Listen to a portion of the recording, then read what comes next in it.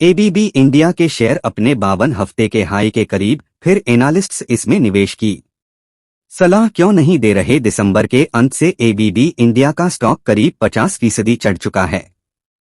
बीते एक साल में यह 77% चढ़ा है। बीते 3 साल में इसने 360% से ज्यादा रिटर्न दिया है। हैवी इलेक्ट्रिकल इक्विपमेंट बनाने वाली इस कंपनी के शेयरों में विदेशी निवेशकों की अच्छी दिलचस्पी रही है, लेकिन चौथी तिमाही के अच्छे नतीजों के बावजूद इसे लेकर एनालिस्ट्स का उत्साह ठंडा रहा है। दिसंबर के अंत से एबीबी इंडिया का स्टॉक करीब 50% चढ़ चुका है। बीते एक साल में यह 77% चढ़ा है।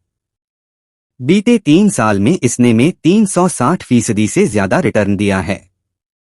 12 मई को मार्केट बंद होने पर इस स्टॉक का प्राइस 2.1% के उछाल के साथ 3,942.65 रुपए पर बंद हुआ।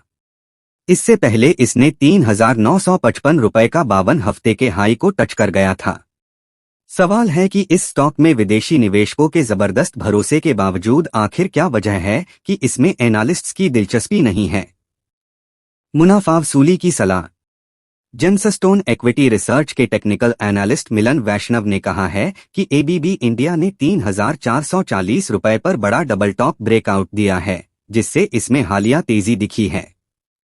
उनका मानना है कि करंट लेवल पर इस स्टॉक में कुछ कंसोलिडेशन और रिट्रेसमेंट दिख सकता है। यह इस स्टॉक में फ्रेश एंट्री के लिए सही समय नहीं है, क्योंकि इसका रिस्क रिवॉर्ड रेशियो फेवरेबल नहीं दिख रहा है। उन्होंने कहा कि मौजूदा निवेशक इसमें थोड़ी मुनाफा वसूली कर सकते हैं। मार्च तिमाही में अच्छा प्रदर्शन। इस कंपनी ने मार्च तिमाही में बहुत अच्छा प्रदर्शन किया है। पिछले 5 साल में साल दर साल आधार पर ऑर्डर में सबसे ज्यादा 36% की ग्रोथ मार्च तिमाही में देखने को मिली। इसकी ऑर्डर बुक 3,125 करोड़ रुपए है। हालांकि कंपनी का प्रॉफिट मार्च तिमाही में 33% से ज्यादा गिरकर 245 करोड़ रुपए पर आ गया, लेकिन इसका रेवेन्यू बढ़कर 2,411 करोड़ रुपए पहुंच गया।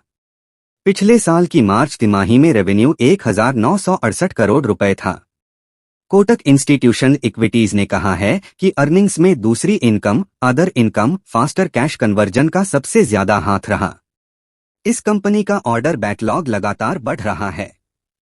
यह 31 मार्च 2023 को 7,170 करोड़ रुपए था। इससे कंपनी के रेवेन्यू को लेकर तस्वीर साफ दिखती है। कुछ सेगमेंट में अच्छा प्रदर्शन। ऑर्डर और सेगमेंट मार्जिन दोनों ही हिलाज से इलेक्ट्रिफिकेशन सेगमेंट का प्रदर्शन सबसे अच्छा रहा। मोशन और इलेक्ट्रिफिकेशन के रेवेन्यू में साल दर साल आधार पर क्रमश 4% और 5% की ग्रोथ देखने को मिली। हालांकि प्रोसेस ऑटोमेशन सेगमेंट में तिमाही दर तिमाही आधार पर 18% गिरावट आई। सीजन वजहों से ऐसा हुआ। बढ़ती डिमांड को पूरी करने के लिए कंपनी अपनी फैसिलिटीज में इन्वेस्ट कर रही है। इलेक्ट्रिफिकेशन और ऑटोमेशन में यह टेक्नोलॉजी लीडर है। फ्यूचर में इसके लिए अच्छी संभावनाएं दिखती हैं। कुछ एनालिस्ट्स का मानना है कि कंपनी को ग्लोबल सप्लाई चेन डाइवर्सिफिकेशन का फायदा भी मिलेगा। ब्रोकरेज फर्मों की राय।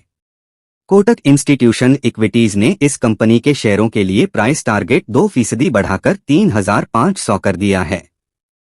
फिर भी उसका कहना है कि इस शेयर को खरीदने के लिए बेहतर कीमत का इंतजार करना ठीक रहेगा। उसने इस स्टॉक पर अपनी राय रिड्यूस बनाए रखी है।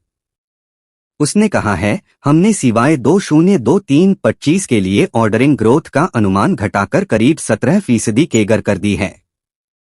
मार्जिन का अनुमान 12.2-12.6% के बीच बनाए रखा है। नुवामा इंस्टीट्यूशनल इक्विटीज को इस स्टॉक में सबसे फेवरेबल कंडीशंस में तेजी की गुंजाइश नहीं दिख रही। पिछले 2 साल में हर सेगमेंट में अच्छी ग्रोथ के बाद भी इस ब्रोकरेज फर्म को आगे चैलेंज दिख रहे हैं। दूसरी मल्टीनेशनल कंपनियों के मुकाबले एबीबी को ज्यादा रॉयल्टी फीस चुकानी पड़ती है। ऑर्डर फ्लो की ग्रोथ मौजूदा स्तर पर बने रहने की उम्मीद नहीं है। ऑपरेटिंग मार्जिन को लेकर भी चिंता दिख रही है। इस ब्रोकरेज फर्म ने इसके शेयरों को होल्ड करने सलाह दी है। हालांकि उसने कैलेंडर ईयर 2023 में ईपीएस के अनुमान को 8% बढ़ा दिया है।